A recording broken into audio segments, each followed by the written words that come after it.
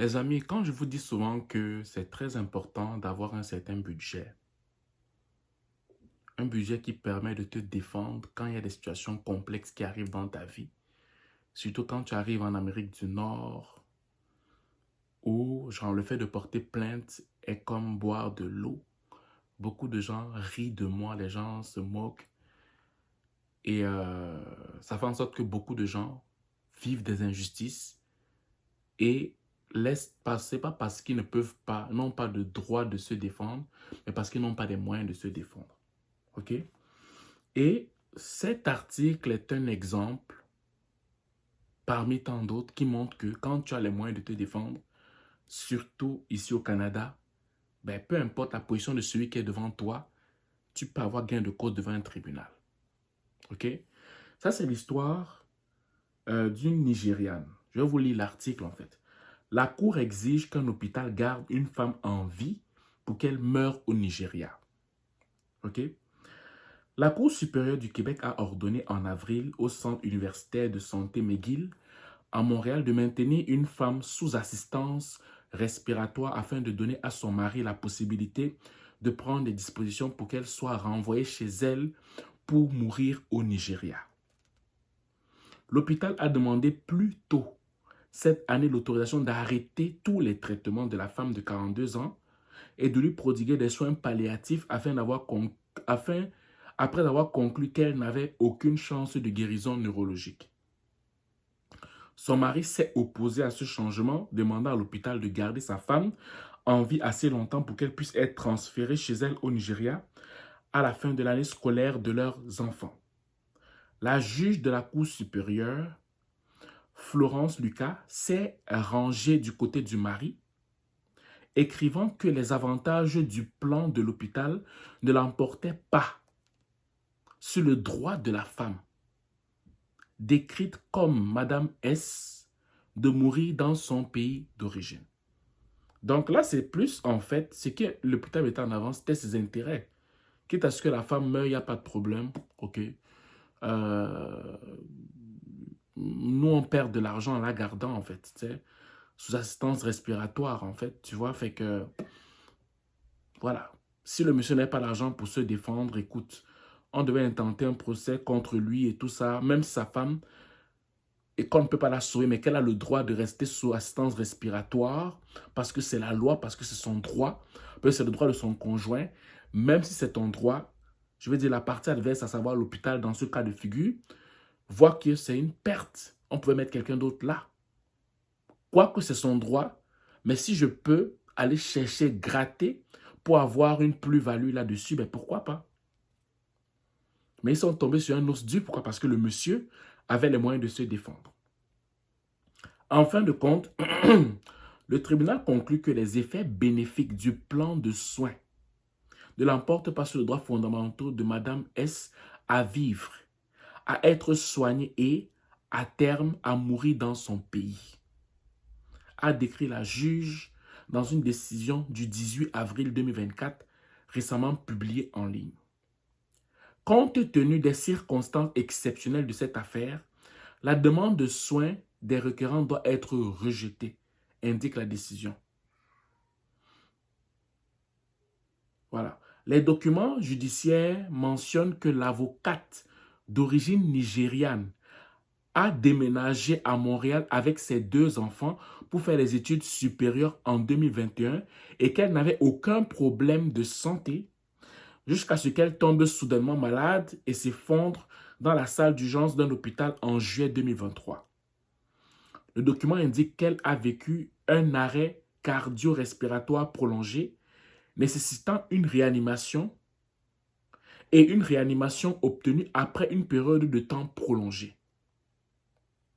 Son mari, venu du Nigeria, pour être à ses côtés, a soutenu que son épouse n'avait pas de famille au Québec, qu'elle n'avait pas prévu d'y rester et qu'elle aurait voulu retourner au Nigeria si on lui avait donné le choix.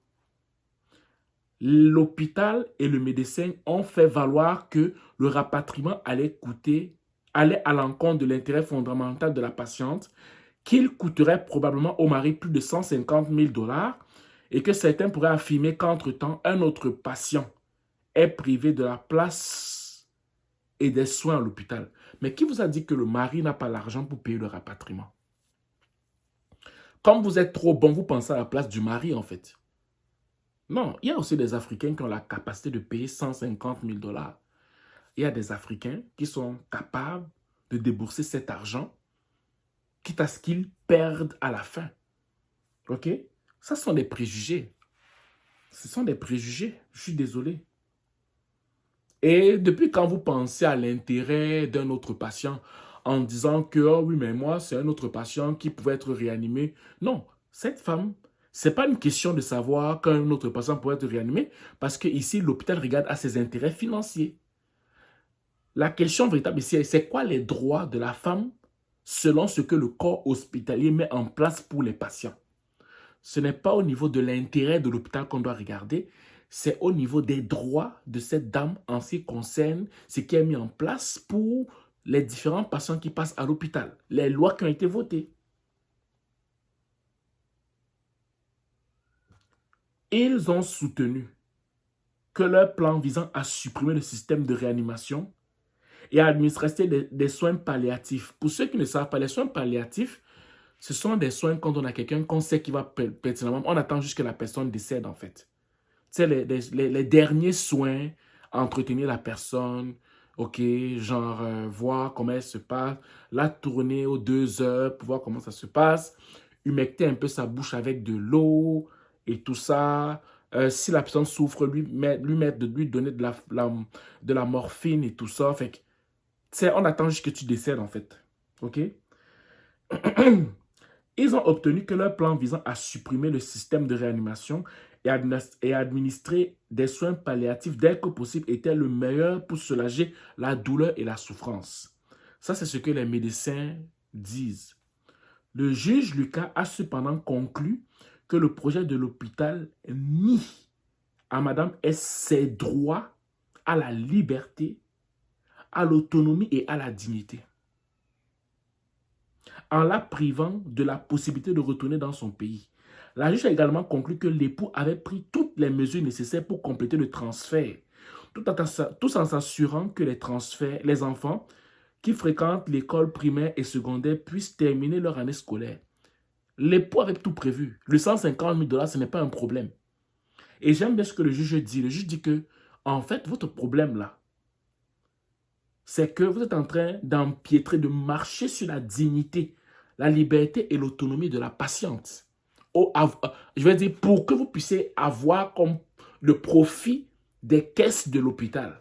Ce n'est pas une question du fait qu'il y a un autre patient qui va vouloir prendre la place et tout ça. Là. Ça, ce ne sont que des arguments. C'est des prétextes, en fait. La juge a également noté qu'il ne semblait y avoir aucune urgence lorsqu'il s'agissait de retirer le système de réanimation, notant que la patiente était stable. Donc, on n'est pas en train de voir que quand on réanime la patiente, malgré tout, elle est en train de mourir. Non, on se rend compte que quand on la réanime, quand la disposition du système respiratoire est mise en place, ben, son état est stable. Il ne part pas en dégringolant, il reste stable. Fait que ça la garde en vie. Et la juge a également noté qu'il ne semblait y avoir aucune urgence lorsqu'il s'agissait de retirer le système de réanimation, notant que la patiente était stable depuis 8 mois et qu'elle ne montrait aucun signe réel de souffrance, compte tenu de son état de conscience minimale. Donc, le fait que, genre, oui, on se soucie du fait qu'elle souffre de douleur, non, non, non. Il n'y a pas de document qui parle de ça. Ça, c'est vous qui avez pris ça comme prétexte pour pouvoir débrancher la femme afin de pouvoir mettre quelqu'un d'autre qui va rapporter de l'argent à l'hôpital. Mais la bonne nouvelle, c'est que la juge a fait valoir les droits à la dame. Pourquoi? Parce que le monsieur a pris l'initiative. Selon le document judiciaire, le transfert était prévu pour le 28 juin, mais les avocats désignés comme représentants l'hôpital et le mari n'ont pas pu être contactés mardi pour répondre à une question afin de savoir si le transfert a bien eu lieu. Ça, c'est un article qui montre véritablement que ici, en Amérique du Nord, peu importe le géant qui est devant toi, si tu as les moyens pour te défendre, tu peux avoir gain de cause. ok? Peu importe qui. Ça peut être une très, très grosse entreprise. Ça peut être quelque chose d'extraordinaire, d'immense. Tu te dis que non, je ne peux pas gagner contre eux. Mais le fait d'avoir des moyens pour te défendre peut faire toute une différence. Donc, dans ton budget, quand tu as ton budget à la maison, même si c'est 20 dollars que tu mets de côté, ok? Mets l'argent de côté afin que tu puisses demain te défendre. Afin que tu puisses demain prendre les services d'un avocat. Afin que demain tu puisses avoir la possibilité au moins de payer des préliminaires. Même si tu peux avoir un avocat commis d'office et que tes moyens financiers ne te permettent pas d'avoir un avocat à cause de tes revenus et que genre, je sais pas moi, le système social de ta communauté ou bien de ta province ou bien de ton quartier te permet d'avoir un avocat commis d'office, ben au moins tu as quand même un minimum qui avait été alloué pour te défendre en fait. Ok? Donc ne néglige pas ce côté. Pourquoi? Parce qu'on ne sait jamais ce que l'avenir nous réserve, ce que le lendemain nous réserve. Et n'attends pas d'être vraiment dans des patates chaudes pour essayer de voir comment tu vas te défendre. Pourquoi? Parce que là, malgré le fait que tu as raison, tu peux avoir tort. Pourquoi? Parce que la partie adverse avait de bons avocats pour pouvoir défendre leurs clients en fait. Voilà. Donc, c'est ce que je voulais te partager comme message. J'espère qu'il va comme te sensibiliser afin que tu prennes les bonnes décisions pour toi-même. Voilà.